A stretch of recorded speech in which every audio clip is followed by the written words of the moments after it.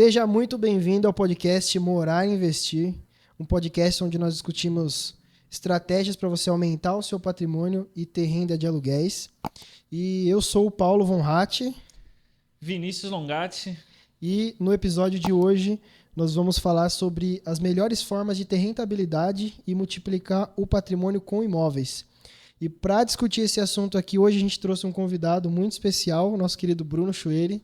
Seja muito bem-vindo. Opa, boa noite aí, boa noite, Paulo, boa noite, Boa Vinícius. Tudo Boa bom? noite, Como que Bruno. vocês estão? Tudo bom, tudo ótimo. Legal. Bruno, começa se apresentando aí, conta um pouco pra gente da sua trajetória com imóveis, há quanto tempo você investe em imóveis, se apresenta aí, Legal, a palavra é bacana. sua. Não, vamos lá. Primeiramente, obrigado aí pelo convite, parabéns aí pela iniciativa. Então, estou bem honrado e orgulhoso por participar aqui desse pontapé inicial do projeto. A honra é nossa. É nossa. Vamos lá. Meu nome é Bruno Chueri, eu tenho 37 anos, vou me apresentar brevemente aqui. Sou casado com a Elisa, tenho duas filhinhas, duas princesinhas, a Isabela e a Malu. Atuo no mercado imobiliário há 10 anos, aproximadamente. Hoje estou como sócio regional aqui das incorporadoras e consultoras Vita Residencial e Build, além também da loteadora da Terra. A gente atua aqui na região de Araraquara, São Carlos, Matão, Taquaritinga e Bitinga. Apesar de a empresa como um todo hoje atuar praticamente no estado todo de São Paulo, além do sul de Minas e norte do Paraná. Então, brevemente, aí esse é um pouquinho da minha trajetória, de quem é o Bruno. E espero contribuir aqui, né, então, sobre o tema, falar sobre imóveis, enfim, é um tema que eu sou apaixonado, né? Estou aí há 10 anos atuando, comecei como consultor no mercado e continuo sendo, né? Acho que isso daí a gente não perde deixa de nunca, ser. né? Tá no sangue. E hoje estou aí, né, como sócio da empresa. Que bacana. Brunão, conta pra gente como que foi, não sei se você vai se lembrar, mas o primeiro imóvel que você comprou, como que você passou a acreditar que isso seria um bom investimento? Quanto tempo você demorou para alugar? Qual que foi a finalidade? Você queria vender? Você queria alugar no começo? Conta pra gente como é que foi esse pontapé inicial no investimento imobiliário. Bacana, não, ótima. É legal a pergunta porque me faz também retomar um pouquinho da minha própria história, porque meu primeiro contato com o mercado imobiliário, eu não trabalhava no mercado imobiliário, né? Eu trabalhava em banco, tinha 20 e poucos anos, e em 2009, se eu não me engano, foi quando o programa Minha Casa Minha Vida ele foi lançado. E quando eu tive contato com as condições do programa, da forma como ele foi concebido, né? Ele tinha lá os subsídios, as taxas de juros super baixas. Falei, pô, esse negócio aí parece ser bom demais para ser verdade, né? É muito vantajoso. E daí eu fui me aprofundar. Na época eu morava em Ribeirão Preto. Sou daqui de Araraquara, mas fiz faculdade lá. E, enfim, comecei a pesquisar, comecei a procurar empreendimentos que tivessem encaixados dentro do programa. E tinha uma oferta até relativamente grande, né? Teve aquele boom imobiliário, né? Que foi provocado logo com o lançamento do programa. E depois de pesquisar algumas alternativas, eu encontrei um imóvel num bairro, inclusive nobre, de Ribeirão Preto. Isso acho que depois, talvez a gente vai falar um pouquinho mais sobre isso, mas foi um dos principais motivos de ter proporcionado uma valorização bem grande desse imóvel que na época eu comprei. E, cara, foi meio no susto, assim, porque eu pesquisei, vi que era um baita de um negócio, fui no stand de vendas e coisa que de 2 dias eu tinha comprado meu imóvel. Eu só lembro que com 20 e poucos anos eu liguei meu pai e falei, pô, pai, comprei imóvel. Meu pai falou, mas como assim comprou imóvel? Falei, porque era bem descomplicado, né, não era nada burocrático. E, enfim, foi uma das melhores coisas que eu fiz, pensando em investimento, em retorno financeiro, principalmente para o rendimento que eu tinha mensal, para o salário que eu tinha na época, né? E o quanto aquilo depois me proporcionou de retorno, sem dúvida nenhuma, foi o melhor investimento que eu fiz. Então, o meu primeiro contato com o mercado imobiliário foi esse. E culturalmente falando, no Brasil, esse investimento em imóveis ele é muito forte, né? Assim, tem um componente cultural muito grande porque a gente é um país muito instável, né? Hoje a gente, de uns 25, 30 anos para cá, a gente ainda vive uma estabilidade um pouco maior, né? mas comparado ao que tinha, o que a gente via antes, né? Então, hiperinflação, cenários a gente troca de moeda recorrente. Então, o imóvel acabava sendo sempre um investimento mais seguro, né? De as pessoas, enfim, terem um bem físico no qual elas pudessem se apoiar, ter um retorno financeiro com uma locação, que seria recorrente, né? Mês a mês ele poder ter um retorno sobre aquele patrimônio que ela adquiriu e, potencialmente, quando ela fosse vender, ela também ter um retorno sobre aquilo. Então, dada essa instabilidade que o país sempre viveu, criou uma cultura muito forte. Então, toda vez que você pensa em investir, você está olhando os imóveis como uma ótima alternativa. Uma boa opção, né? Aqui no país. Né? E você mencionou que você trabalhava em banco na época que você fez esse primeiro investimento seu. Sim. Você acha que o que motivou esse primeiro investimento ser em imóvel é mais essa questão da instabilidade? Faz parte o que você via ali dentro do banco em termos de, nesse lado do investimento, não sei se era o setor que você estava atuando na época, mas você acha que foi algo que impactou essa questão de ter muitos investimentos ali que você não consegue ter a mesma segurança que você tem quando você está investindo em um imóvel? Cara, eu acho que um pouco isso, apesar de eu ter um perfil até arrojado em investimento, me julgo ser um pouco mais arrojado nos investimentos, tem uma propensão a risco um pouco maior do que a média, mas acho que foi muita condição, assim, porque você tinha uma condição de programa que ela dava um subsídio alto, né, dada a renda que eu tinha na época, e uma taxa de juros absurdamente baixa. Então, e ainda eu tinha a possibilidade de usar meu fundo de garantia, que era um dinheiro que ficava parado, rendendo 3% ao ano. Nossa. E eu tinha a possibilidade de pegar aquele recurso e aplicar num bem. Então, e ter alguma liquidez sobre aquilo, né? Então, aqui, esse combo era muito bom. Era assim, tanto é que no começo eu achei que tinha alguma pegadinha. Falei, deve ter alguma pegadinha por trás desse negócio, que é muito bom pra ser verdade. E, enfim, então acho que foi muito mais essas condições que me alavancaram, estimularam para poder fazer o negócio, assim. E na sua visão, assim, teve muita mudança no programa, no sentido de deixar ele pior do que era naquela época, ou você acha que até melhorou? Como você avalia assim, o programa de quando lançou para hoje? Acho que tiveram várias mudanças no programa, né? Inclusive, num determinado momento, teve até mudança do nome, dado, né, mudança de governo, agora voltou para o programa Minha Casa Minha Vida, era Casa Verde e Amarela. Enfim, teve algumas mudanças que eram necessárias, dada os movimentos macroeconômicos do país. Acho que, na essência, o modelo do programa ali ele continuou o mesmo, né? Então, você conseguia auxiliar a compra do imóvel com uma taxa de juros bem reduzida, que tenho certeza que é o principal diferencial, que é o que dá maior acessibilidade das pessoas para a compra do imóvel, essa taxa de juros que o programa consegue proporcionar. Um subsídio significativo, que muitas vezes é o suficiente para ali ajudar, principalmente na entrada, né, para o cliente que quer comprar e às vezes não tem aquele recurso. A gente também, no nosso país, a gente não tem muita cultura da poupança, as pessoas não... É até difícil falar ter cultura da poupança, porque às vezes tem gente que não tem nem como poupar, né? Porque no final do mês não sobra nada. Tem todas as suas necessidades básicas ali para poder suprir. Mas, via de regra, assim, a gente não tem muito essa cultura de guardar dinheiro, então o subsídio ele acaba também ajudando muito nesse sentido, e o fundo de garantia ele também auxilia nessa composição da entrada. Mas de lá para cá, eu acho que assim, conceitualmente o programa ele manteve mais ou menos uma mesma ideia, mas foram feitas mudanças incrementais. O que acontece hoje, que eu vejo, é que o aumento dos custos inflacionaram demais os preços dos imóveis e todas essas mudanças no programa elas não foram suficientes para que boa parte da população conseguisse ter acesso a esses imóveis. Não acompanhou a condição de compra. Não acompanha a condição de compra. Então, assim, você teve um aumento muito expressivo, principalmente depois do meio da pandemia para frente, dos preços dos imóveis, de uma maneira geral. Mas essas condições do programa, por mais que elas tenham sim melhoraram bastante, não dá para dizer que não, mas talvez não o suficiente para suprir as necessidades, principalmente daquela população com faixa de renda até uns R$2.000.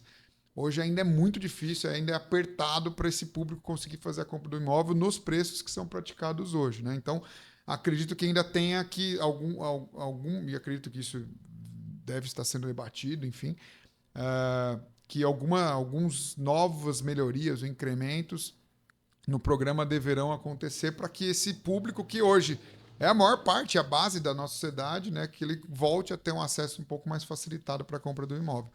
Então, o que eu vejo de mudança, lógico, a gente poderia entrar num monte de detalhezinho, né, que o programa teve, né, ele foi uma metamorfose, ele foi mudando ao longo do tempo aí, entre faixas 1, faixa 2, faixa 3, faixa 1,5, enfim, isso mudou bastante algumas questões ao longo do tempo, mas vai conceitualmente falando, eu acredito que ele manteve a mesma estrutura, foram feitas mudanças incrementais, mas eu ainda acredito para atingir aquele público, né, ainda ter um encaixe melhor. Legal. Esse imóvel aí que você comprou o primeiro, lá em Ribeirão, você ainda tem ele? Você vendeu? Tá alugado? Eu vendi porque na época eu comprei. Quando eu comprei, eu pensei como investir. Como todo imóvel, ele é um patrimônio, ele é um investimento, independente se você vai morar ou não nele. É lógico que se ele for já prioritariamente pensando em investir, em alugar, talvez o que você vai levar em consideração para a tomada de decisão seja um pouco diferente do que se você for comprar para moradia. Moradia tem um componente emocional bem forte, né, no seu processo decisório, e quando você está simplesmente investindo, é muito mais uma conta que você faz, né? Muito mais um processo racional na sua decisão. Mas na época era um patrimônio, era um investimento, mas eu pretendia morar também. Seria de fato o meu primeiro imóvel. E eu morei nele um tempo. Só que logo depois, se não me engano, 1 ano e meio, 2 anos depois, eu mudei. Eu mudei de cidade, eu vim para Araraquara. Então, saí de Ribeirão Preto e vim para Araraquara. E daí, nesse movimento, eu deixei ele para alugar ou para vender, e eu tive uma proposta de venda, de compra, no caso, né? E que muito boa, por sinal, pra você ter uma ideia, em ordem de grandeza, assim, o dobro do que eu paguei na época. Caramba, em 1 ano.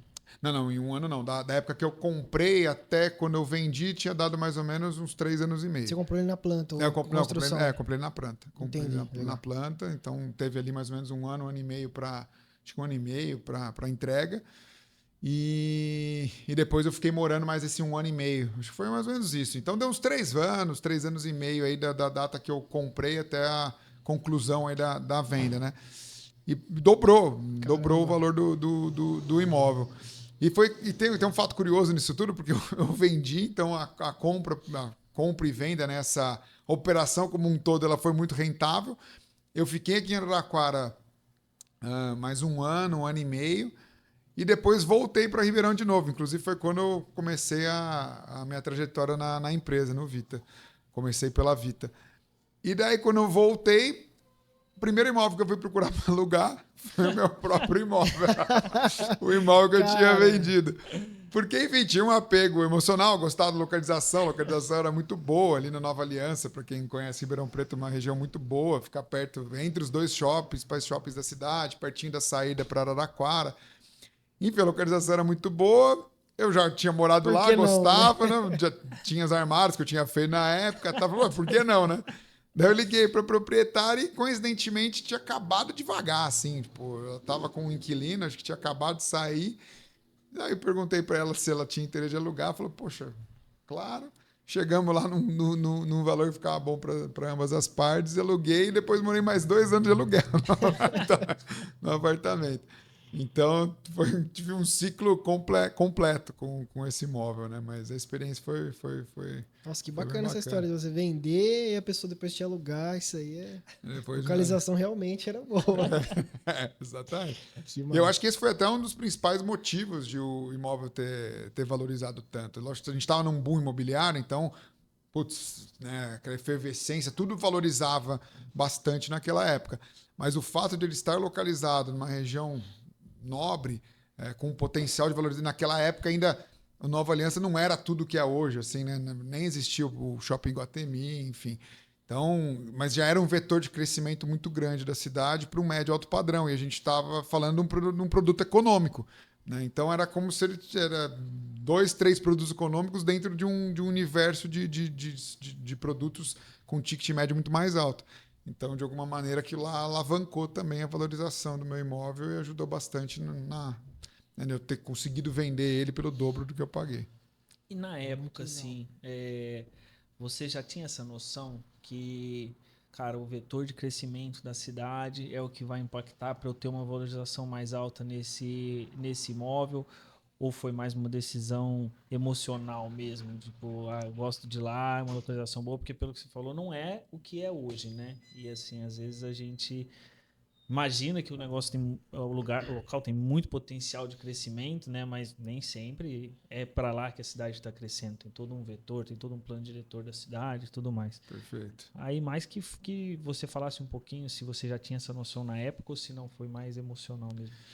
Acho que foi um pouco das duas coisas, viu? Eu não tinha essa clareza toda, né? Tipo, de, poxa, isso aqui é um vetor de crescimento da cidade e tal, tem um baita do potencial. Eu tinha uma intuição, tinha uma percepção, mas não era tão fundamentada assim. E tinha o componente emocional, porque já era uma localização que eu me via morando, achava que, putz, é uma localização muito boa, que atendia muito bem as minhas necessidades, está próximo ali já da rodovia para voltar para Araraquara, minha família é daqui, então eu voltava com uma certa frequência. Tinha várias facilidades no entorno, né? Não só o próprio shopping, mas tinha várias coisas no entorno também que dava para fazer a pé. Eu acho que isso também acaba sendo algo bem positivo. Era do lado de uma universidade, né? Do lado da Unip. Então, também pensando numa perspectiva de um potencial locação, muito provavelmente seria também um imóvel que teria maior liquidez, teria maior procura. Então, tinha um combo de coisas ali que já eram mais visíveis, né? De você identificar que, putz, essa localização aqui ela é promissora.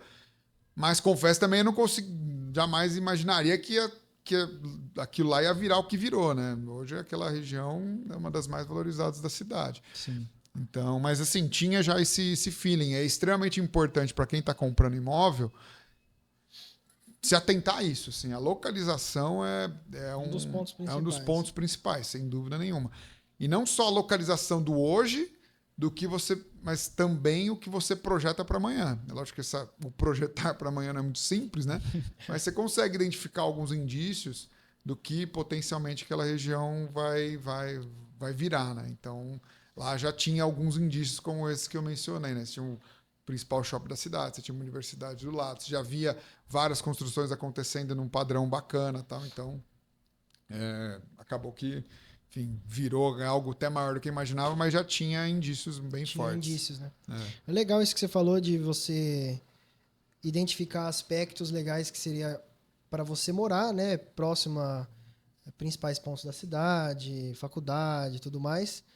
Isso também é parte da decisão que a pessoa que você vai alugar ou vender vai usar para tomar. Se ela vai comprar o seu imóvel lá na frente. Então, eu acho que é um bom termômetro também para investir, né? Se você moraria ali, se te atenderia às suas necessidades, para quem você vai vender ou alugar lá na frente, vai fazer essas perguntas também. Não, sem dúvida, né? Acho que quando você compra um imóvel, principalmente você está pensando como um ativo financeiro, né? Isso aqui é ter algum retorno com ele. Principalmente olhando, vamos olhar para aluguel, você tem que ser um imóvel que seja, tenha liquidez, você tenha muito público procurando aquele tipo de produto. Então é importante que ele tenha a localização, ela ofereça, né, todas essas facilidades. Enfim, se ela estiver próxima da faculdade, da universidade, isso invariavelmente é algo importante, porque você vai ter uma procura recorrente de imóveis, desde que o imóvel também ele atenda a necessidade daquele público em específico, né? Putz, talvez, tem um imóvel de mais de R$1 milhão do lado de uma faculdade, talvez não seja um baita um diferencial, talvez nem seja um diferencial, né? Porque provavelmente é uma família que vai vir morar naquele imóvel e ter uma faculdade do lado não seja algo tão bom assim. Passa a ser um ponto negativo. Exatamente. Então, acho que você tem que colocar tudo isso na balança para avaliar se aquele imóvel que você está comprando ele tem um grande potencial, seja para locação, seja para o investimento, né? Então é bem importante essa avaliação. Com certeza. A gente falou de venda, valorização e depois, no caso do seu imóvel lá que você vendeu e depois voltou para alugar ele, nesses dois cenários, qual que você julga o que seja mais vantagem, a melhor forma de você investir, de ter rentabilidade com o imóvel? Você comprar um imóvel para ter essa valorização e vender, ou você comprar pensando em alugar, ter uma renda mensal aí? Acho que não dá para dissociar uma coisa da outra, assim, porque os dois estão lá intrinsecamente ligados ao aquele bem, né? Você tem essas duas possibilidades e você alugar um imóvel, ele não impede de ele estar valorizando ao longo do tempo, Para né? vender Então, depois, né? Pode ser as duas coisas. exatamente. Eu acho que na verdade você tem que fazer essa conta, você tem que fazer o combo das duas coisas até para avaliar se o seu investimento foi bem feito ou não. Porque em algum momento pode ser que você entenda que faz sentido vender aquele imóvel. Né? Você pode perceber que, putz, talvez essa localização aqui já não é uma localização tão mais atraente na cidade, porque existe um movimento já de algum tempo para um determinado vetor de crescimento e essa região tendencia a estagnar ou talvez até desvalorizar um pouco o tempo. Então, você também tem que ficar atento para que tem horas que, como todo investimento, tem o melhor momento para sair também. Melhor hora Então, de entrar, melhor para sair. exatamente, melhor na hora de entrar é melhor hora de sair.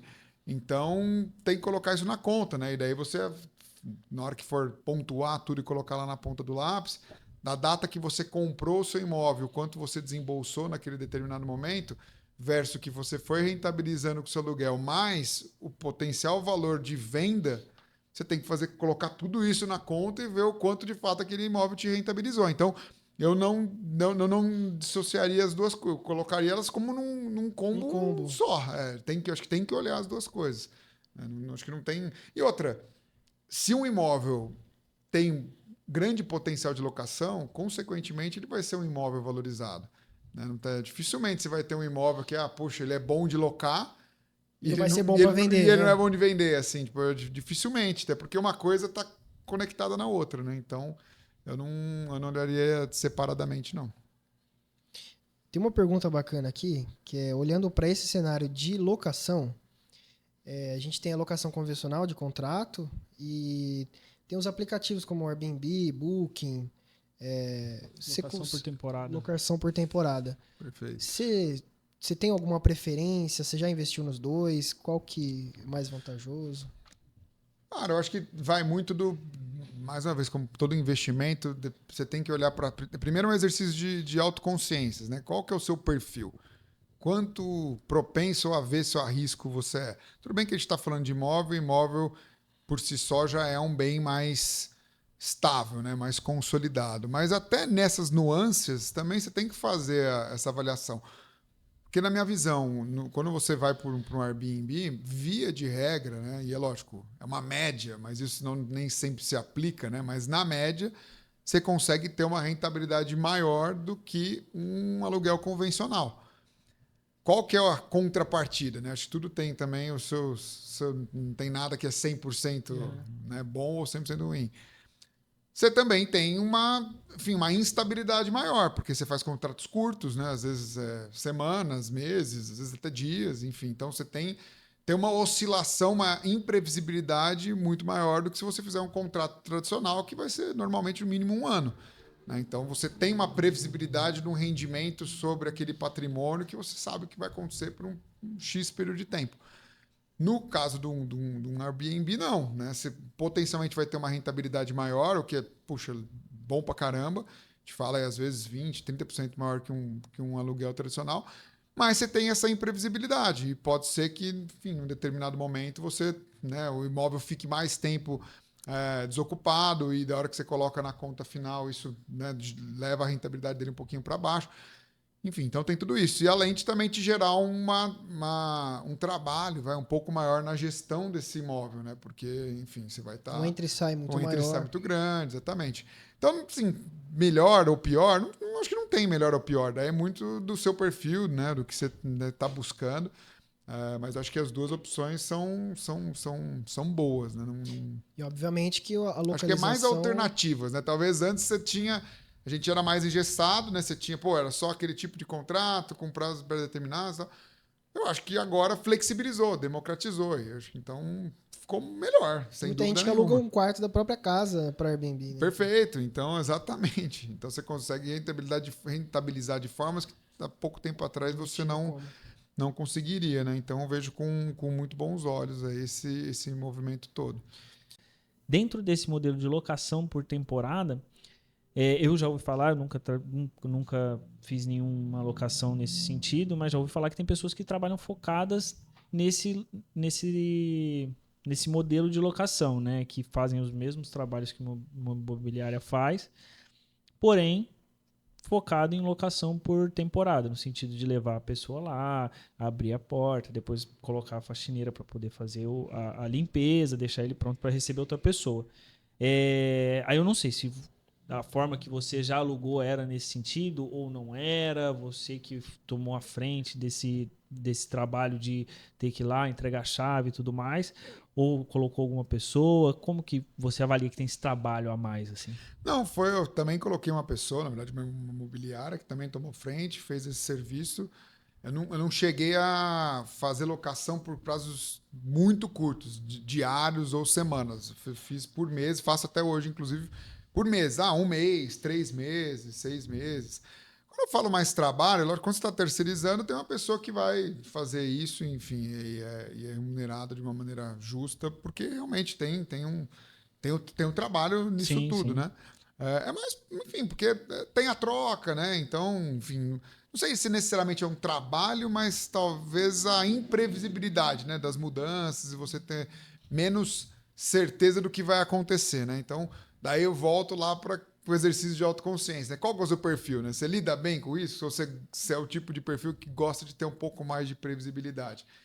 E tem um ponto também geralmente no aluguel por temporada, não que seja uma regra, mas normalmente quando você oferece um imóvel para temporada, locação curta e tal, normalmente é um imóvel que já está pronto para morar, né? Ele já oferece uma solução completa. Não é aquele imóvel que ou tá pelado, né? Tá só o imóvel lá e quem entrar vai ter que, enfim, levar todos os seus pertences, levar mobiliar, por vezes até colocar um armário, ou que muitas vezes as pessoas fazem, os investidores fazem, até para também ter um atrativo a mais, ele coloca os armários, né? E a pessoa leva a mobília, leva os seus pertences. Normalmente, no Airbnb, enfim, na locação curta, você já oferece a solução completa, né? Sim, sim. Então, você mobilia o apartamento inteiro, muitas vezes até com enfim, copo, prato, talher, enfim, nos mínimos, nas mínimas sutilezas ali. Às vezes até oferece esse serviço de manutenção, de faxina, tal. Então, demanda, num primeiro momento, um investimento um pouco maior também. Sim. Então, isso também tem a ver com quanto a pessoa tem disponibilidade para poder investir e fazer essa gestão, ou encontrar uma pessoa que faça essa gestão por ele com qualidade, né, com eficiência. E daí cabe você avaliar dentro do mercado que você está inserido qual que é a oferta desse tipo de produto, de imóvel. Por exemplo, hoje eu tenho um imóvel que está nesse modelo, né? Então eu mobiliei ele inteiro, ele está inteirinho mobiliado, e faço as locações por curtos espaços de tempo. E eu identifiquei na época, e eu fiz esse movimento, porque eu identifiquei na época que Araraquara tinha pouquíssimos imóveis nessa condição. Sim. Para aquele nicho que eu estava oferecendo, né? Um imóvel, um apartamento ali de 50 e poucos metros quadrados, 2 quartos, enfim, que tem uma procura muito grande, né? E que não tinha, normalmente não tinha. Você tinha uma oferta razoável de imóveis com armários, mas não mobiliados. E, puxa, eu não fico sem local o apartamento. Fora que o quanto eu investi num primeiro momento versus o ágio que eu tive sobre o aluguel padrão e o que eu cobro, valeu muito assim, o investimento. Só que é uma questão de oferta e demanda. Como não tem oferta, eu consigo estar mais confortável em colocar um preço que para mim faz mais sentido, porque não tem muita opção. Não tem concorrente, ninguém Não vai. tem muito concorrente, então assim, a pessoa não tem tanta opção para alugar, e como tem uma baita uma comodidade no que está sendo oferecido, ela muitas vezes fala, putz, então tá, então vou pagar por esse valor. Então também tem essa questão de você conhecer o mercado que você está inserido, se tem muita oferta, tem pouca oferta, para que você tome essa decisão acertada. Né? Legal, legal demais. Pensando assim, voltando na questão do aluguel, né? A pessoa, no meu caso, eu quero adquirir um imóvel para a finalidade de alugar e até posteriormente vender com a valorização. Você acha que o financiamento ele é um bom meio para você adquirir imóvel? Com mudança de governo, mudança de programa, tal, tudo mais. Mesmo que talvez não seja um primeiro imóvel, julga que ainda vale a pena entrar no financiamento para a finalidade de investir? Vendo assim, visando que será que o financiamento, o que eu vou alugar vai cobrir a parcela de financiamento, eu vou ter um lucro, enfim. Eu acho que assim, na maior parte das pessoas que compram imóvel, elas acabam se utilizando de algum recurso. Na maior parte das vezes financeiro, um financiamento imobiliário. Também tem a alternativa de consórcio, tem outras alternativas, mas majoritariamente, a grande maioria das pessoas aí se utilizam de um financiamento imobiliário. Então, tem uma questão até de necessidade, né? Porque a viabilidade da compra do imóvel passa por você ter um financiamento, né? Para poder adquirir aquele imóvel, dado que é um bem de valor agregado alto, né? A gente está falando do imóvel, custa 200, 300, 400, 500 mil reais, ou é muito mais, enfim. Então, acho que você ter assessoria de algum tipo de financiamento, muitas vezes é necessário. Agora, dizer se vale a pena ou não vale a pena, daí você precisa fazer uma conta, principalmente, ao meu ver, qual que é a taxa de juros que está sendo aplicada naquele financiamento versus a rentabilidade que potencialmente você vai ter com aquele imóvel, né? Olhando tanto pela locação como na valorização, e o valor da prestação que aquele financiamento vai te proporcionar versus o potencial valor de prestação que o aluguel daquele imóvel vai te proporcionar. Vamos assumir que se você está dando zero de entrada no seu imóvel, o que você está tendo de gasto com ele, ou seja, a prestação que você está pagando com ele, se ela for menor do que o que ele está te rentabilizando no aluguel, invariavelmente é um bom negócio. Não tem como dizer que não é um bom negócio. Porque o que você está colocando de dinheiro é menos do que você está rentabilizando. Uhum. Então, acho que essa conta você tem que fazer. E daí dá para você fazer isso antecipadamente, dá para você pesquisar na região, se for um imóvel na planta, tiver quanto em média está sendo locado aquele imóvel naquela região, ou se é um imóvel pronto, então é ainda mais fácil ainda a conta, porque você já tem exemplos reais de quanto que está sendo em média alugado aquele determinado imóvel. Você faz uma simulação de financiamento e você vai conseguir avaliar. Compara na hora ali. Comparar uma coisa com a outra. Então, acho que tem que fazer essa conta, assim como também você tem que avaliar se a taxa de juros que está sendo oferecida para aquele financiamento é convidativa ou não. A gente está vivendo um momento de taxa de juros bem alta, né? Então, estamos aí 12,75, se não me engano, a Selic. A gente vê uma escalada de taxa de juros bem alta. Do começo de 2021 para cá, a gente saiu de uma Selic de 2% para 13,75%, agora está 12,75%. E tem uma correlação fortíssima de taxa de juros e mercado imobiliário. Né? Quanto maior a taxa de juros, menos aquecido o mercado imobiliário fica, né? Porque, enfim, as taxas, isso repercute nas taxas de financiamentos imobiliários, como também repercute nas taxas de empréstimo para qualquer tipo de coisa no país, e você tende a diminuir a sua atividade econômica. Né? Então as pessoas elas se sentem menos propensas ou até têm menor acesso, dado que o juros está mais caro, para você poder adquirir um imóvel. Então, esses fatores macroeconômicos, aí, taxa de juros especialmente, é super importante olhar, assim como também a inflação. Né? Então, você também, as taxas de inflação média, também é importante você tá avaliando, tá olhando ali para ver se faz sentido até também comprar imóvel na planta ou não comprar imóvel na planta. Então, inflação e taxa de juros são dois componentes, são dois indicadores extremamente importantes para levar em consideração aí na tomada de decisão. Perfeito. Tem uma pergunta aí? Não, no caso, sim, você já fez diversos investimentos aí em imóveis e a partir porque o primeiro, quando você comentou, foi também, cara, tanto imóvel como moradia. Depois imagino que você voltou para o aluguel, então o seu próximo imóvel provavelmente também foi tanto imóvel como moradia. A partir de que ponto, assim, você falou, cara, esse aqui eu tô comprando para investir? E aí, no momento que você começou a falar, cara, eu tô comprando esse imóvel aqui para investir, você levou em consideração essas questões de quanto que é a minha parcela de financiamento versus o tanto que eu conseguiria de aluguel ali nesse local? Quando você comprou, chegou a ser maior o que você conseguiria? Porque assim, não necessariamente o fato da sua parcela ser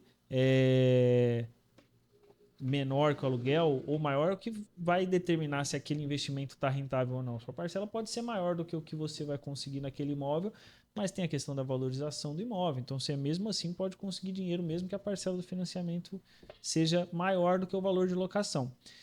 Então, assim, olhando para esse lado, quando você comprou esse imóvel para investimento, era maior o valor que você conseguiria de aluguel versus a sua parcela de financiamento? Ou se foi financiamento ou não? Então, assim, são várias coisinhas.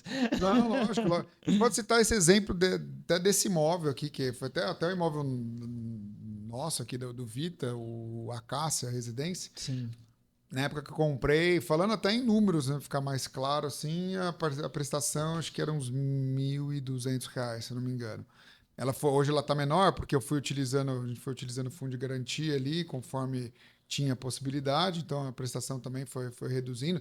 Tem a possibilidade de, né, diminuir o valor da prestação, ou diminuir amortizar o prazo, ou amortizar você amortiza o saldo devedor de qualquer maneira, né? Só que você tem a opção ali ou no prazo ou no próprio valor da prestação.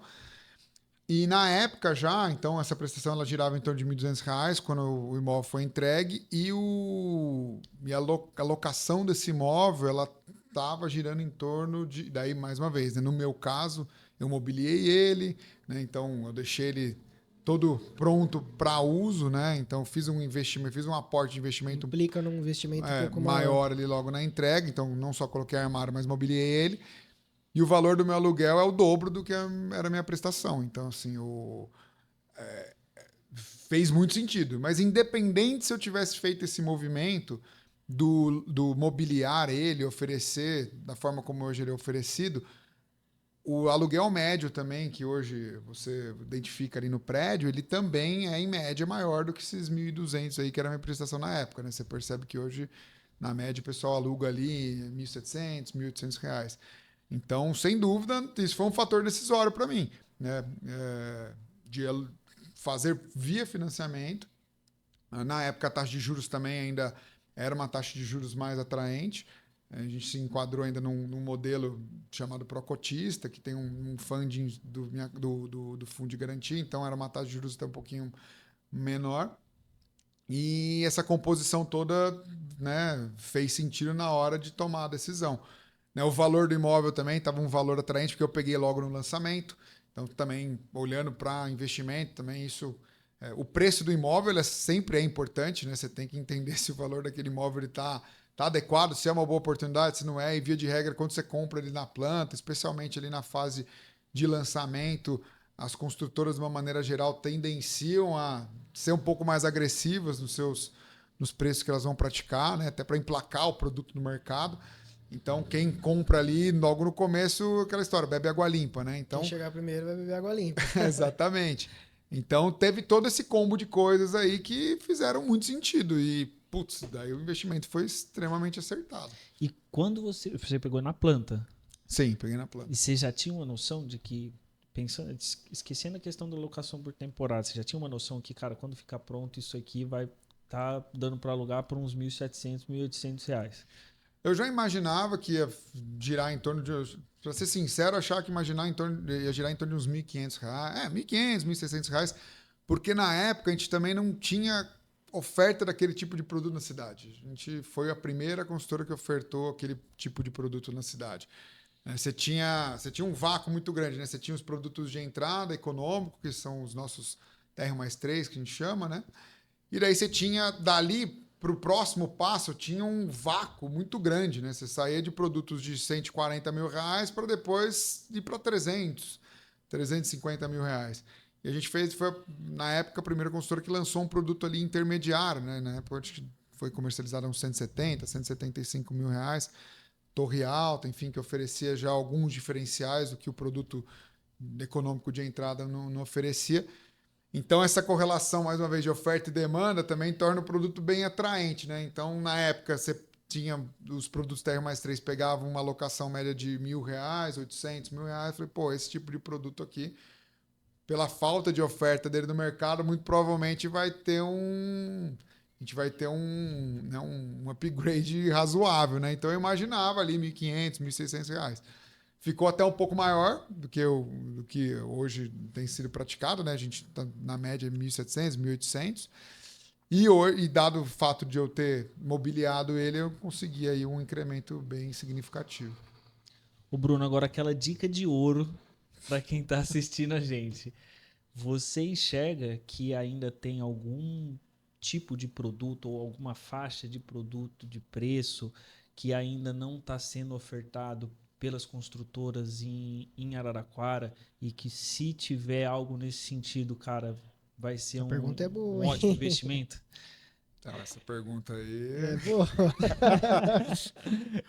Essa pergunta é uma pergunta que a gente se faz todo dia aqui na empresa, né? Eu acredito que sim. Eu acho que tem um tipo de produto hoje na cidade que não é ofertado. A gente tem alguns que você vê que tem uma oferta grande. E daí também vale a gente fazer um adendo aqui. Não é porque é muito ofertado que quer dizer que está super ofertado, né? Então a gente também tem que ter o olhar para a demanda. Acho que muito pelo contrário, né? Se estão vendendo muito porque tem demanda. Exatamente. A gente também tem que olhar dentro da estratificação social, né, na cidade que a gente vive, onde que está o maior número de pessoas. Então a gente também tem que identificar isso para avaliar se, nossa, está tendo muita oferta, não está tendo muita oferta. E a sociedade é muito dinâmica, né? Você tem o tempo todo gente casando, formando novas famílias, querendo, tem a máxima de quem casa quer casa, né? Então, tá sempre quer buscar um imóvel, o seu próprio cantinho, tem também às vezes o filho solteiro, mas quer sair da casa dos pais. Enfim, tem as pessoas que estão mudando. Araraquara foi a cidade que da região aqui, segundo o último censo, foi a cidade que mais cresceu. E a gente tem muitas empresas vindo para a cidade também, a gente identifica isso nos últimos anos, empresas grandes, como a Randon, aí acho que Estrela Galícia também vai se instalar na cidade. Enfim, a gente também tem uma cidade que tem conseguido, né, capitalizar grandes empresas. Trazem então tem pessoas de fora para morar aqui, né? exatamente, pessoas de fora que vêm morar para cá, né? Que a própria Embraer também, que também vira e mexe, também traz, né? A gente vê pessoas vindo para cá trabalhar. Então tem todos esses movimentos econômicos que tornam o mercado imobiliário extremamente dinâmico. Então é difícil você falar se está sendo muito ou pouco ofertado, né? Mas não quer se tá, não, é muito importante a gente fazer essa distinção, né? Porque às vezes tem uma oferta grande, quer dizer que está super ofertado. Às vezes tem uma demanda grande também e aquilo lá está bem equalizado. Mas hoje existe um produto, principalmente acho que ali no nicho de casas, né? Na faixa de um valor ali intermediário que eu não vejo ser ofertado na cidade. Hoje você vê algumas incorporadoras oferecendo, vendendo aquele produto mais de entrada, né? As casas na faixa de 180, 200 mil reais, casa padrão econômico de entrada. Ver as pessoas querendo construir casas, mas hoje o preço do terreno está caro, os insumos, de uma maneira geral, estão caros, e daí, enfim, essas casas, invariavelmente, elas vão acabar ficando num valor ali mais alto, e daí eu vejo mais uma vez um hiato aí. Vácuo de novo. Um vácuo, do mesmo jeito que lá atrás a gente enxergou e posicionou a caça como um produto que não vinha sendo ofertado na cidade, eu enxergo que hoje talvez exista também um espaço aí para um produto que hoje não está sendo ofertado na cidade. E daí isso atende tanto a demanda de quem quer morar, porque às vezes ele está procurando um imóvel com essas características, ele não consegue enxergar dentro das possibilidades financeiras que ele tem, seja para aquele que quer investir. Porque se você tem um produto que não é ofertado na cidade, você tem nenhum outro similar a ele ou parecido a ele, muito provavelmente a demanda vai ser muito maior que a oferta. Então você vai ter uma procura muito maior do que a oferta daquele produto, e a tendência é que aquele produto se valorize muito mais do que a média dos outros imóveis. Tanto valorização como aluguel, né? Tanto valorização como aluguel. Então, eu enxergo hoje, talvez, esse produto aí como um produto que, né, potencialmente pode... Dica de ouro, hein? Você, investidor, se aparecer um produto nesse ato, não deixa passar. A gente tem que ficar atento, assim, acho que para quem está querendo investir no mercado imobiliário, tem que estar atento.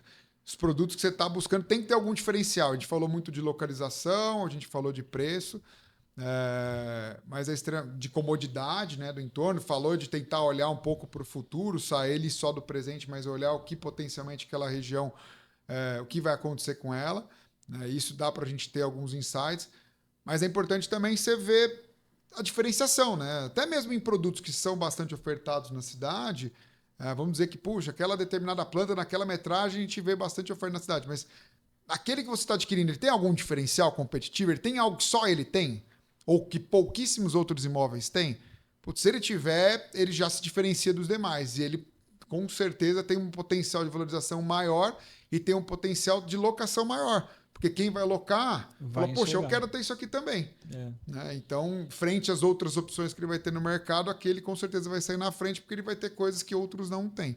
Então, isso é bem importante também identificar na hora de investir. E vai ser muito mais visível para quem está indo locar o apartamento do que para a pessoa que está fazendo o investimento, né? Porque às vezes quando você está investindo num imóvel, às vezes fica mais difícil de você enxergar aquele diferencial como um diferencial. Agora, quando você vai, visita, conhece o imóvel, vê aquilo ali pronto, aquilo acaba encantando as pessoas, né? Quando o imóvel tem realmente um diferencial que vai fazer diferença na vida da pessoa que vai morar lá, ela vai enxergar aquilo ali com muito mais facilidade, né? Sem dúvida.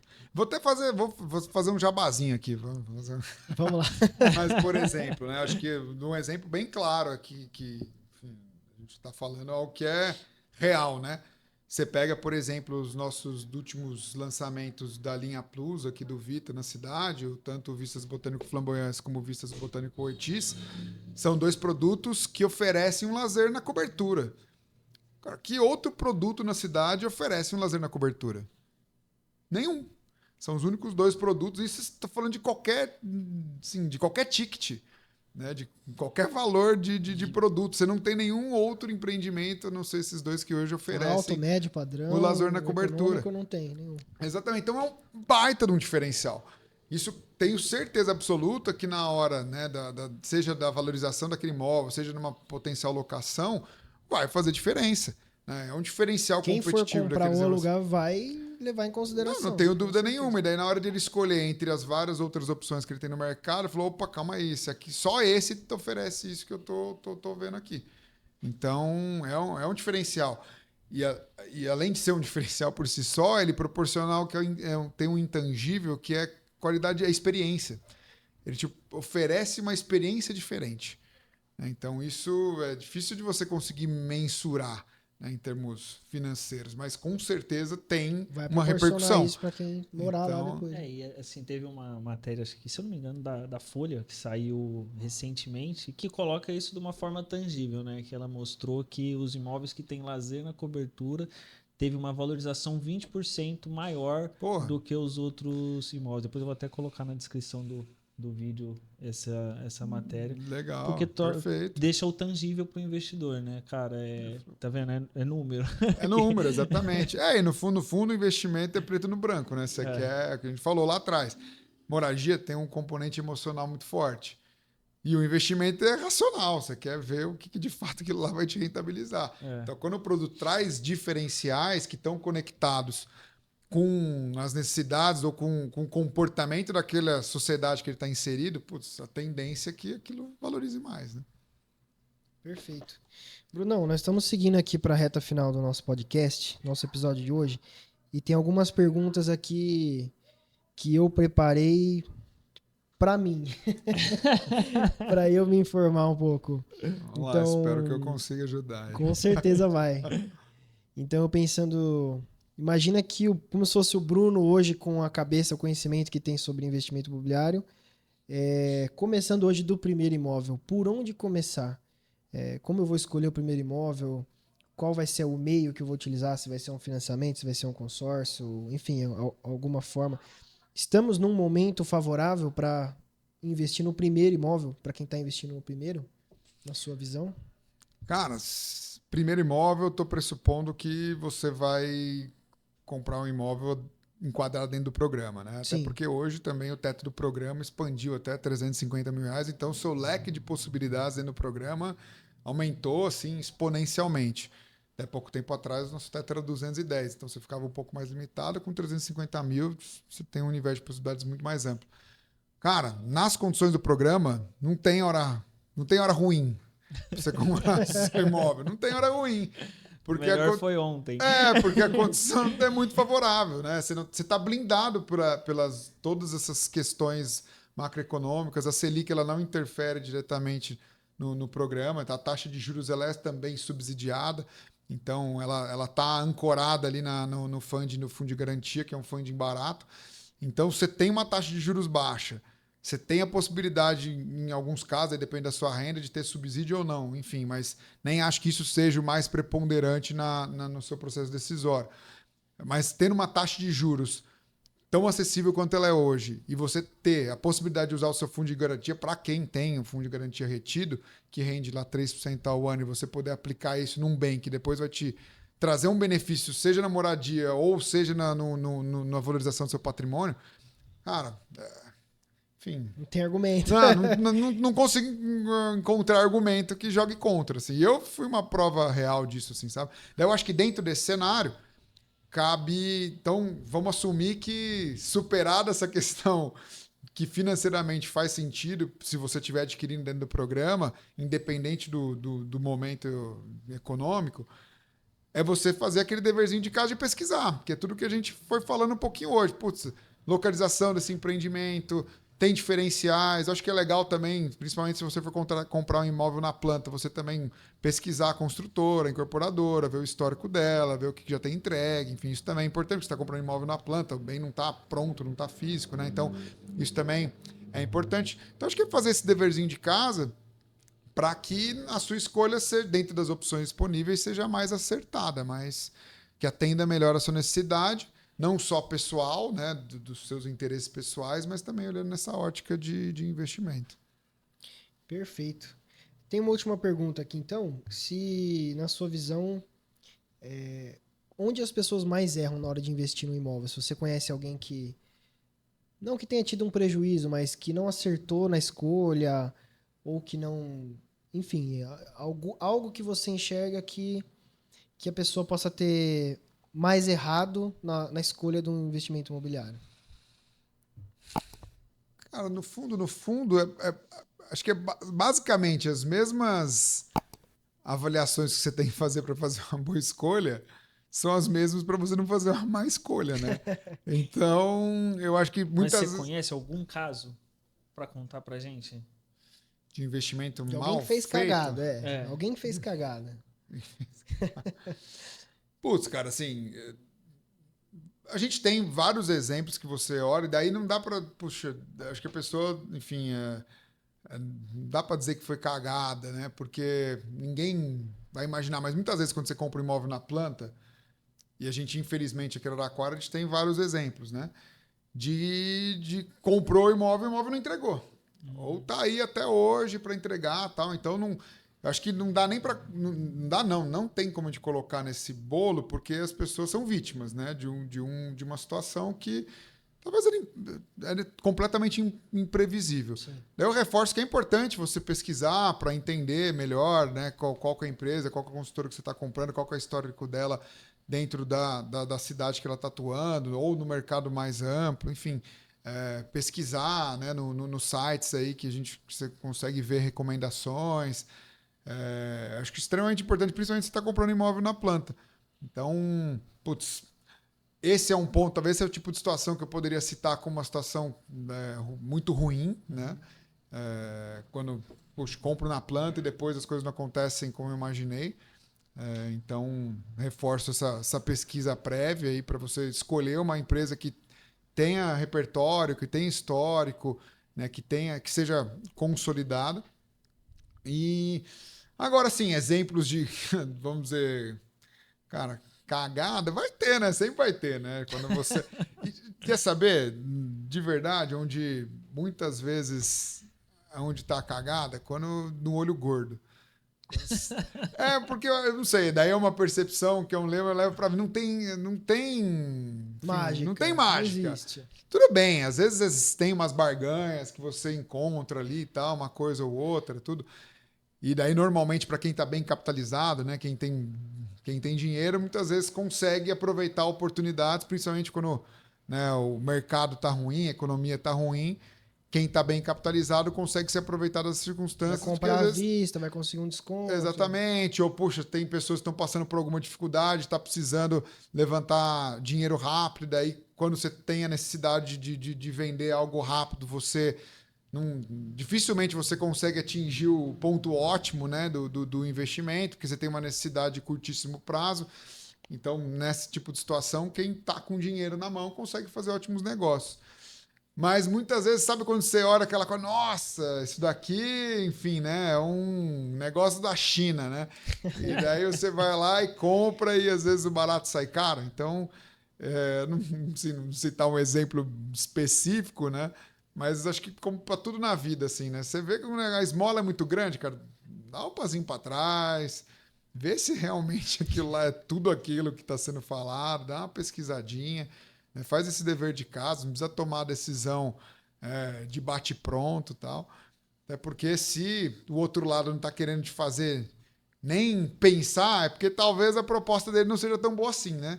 Então, cara, né? Dá esse passinho para trás, respira, avalia, até porque é uma decisão de um patrimônio, um valor de bem agregado alto e tal. Então, acho que não tem necessidade de você tomar assim, às pressas ou de sopetão. Então, talvez pudesse citar alguma coisa, seria não fazer assim nada na pressa, na correria, no sopetão, tal. Faz pesquisa, avalia, leva em consideração tudo que a gente falou aqui. Talvez tenha coisa que a gente nem falou, mas que faça sentido também levar em consideração para que você tome uma decisão consciente, tranquilo, e tenha certeza absoluta que o investimento que você está fazendo realmente vai te trazer o retorno esperado. Geralmente não tem erro, né? O produto tem um custo, né? Não é baixo. Para poder você colocar um empreendimento desse é um custo altíssimo. Então, se você vê uma coisa que está muito fora da realidade, é porque alguma coisa tem, né? Alguma coisa tem, né? Tipo assim, ou o que a gente falou, ou uma situação muito específica de alguém que, putz, está precisando da grana e tal, e daí realmente está disposto a queimar aquele patrimônio por um preço muito abaixo do mercado, porque ele tem uma necessidade pontual, ou, cara, fica com a orelha em pé, assim, porque você vê alguém oferecendo um imóvel que, assim, tá muito abaixo do que todo mundo está oferecendo, alguma coisa estranha tem. Tem que desconfiar. Você tem que desconfiar, então tem que pesquisar um pouquinho melhor aí. É isto. Mais alguma pergunta? Bruno, queria agradecer por você participar do nosso primeiro episódio aí. Acho que foi uma conversa muito produtiva. Acredito que o pessoal tem tirado vários insights daqui. E obrigado por você ter participado aí. Imagina, eu que agradeço, obrigado pelo convite. Obrigado, Valeu. Tá debutando aqui e é isso. Quando vocês precisarem, espero ter contribuído aí com o nosso papo, quem estiver assistindo. E estou disponível aí para os próximos convites. Valeu, Brunão. Vamos obrigado. ver, se bombar. Vai bombar. Valeu, pessoal. Obrigado. Pessoal, então esse foi o primeiro episódio do nosso podcast Morar e Investir. Comenta aqui embaixo se você ficou com alguma dúvida com relação às perguntas que a gente teve diretamente para o Bruno.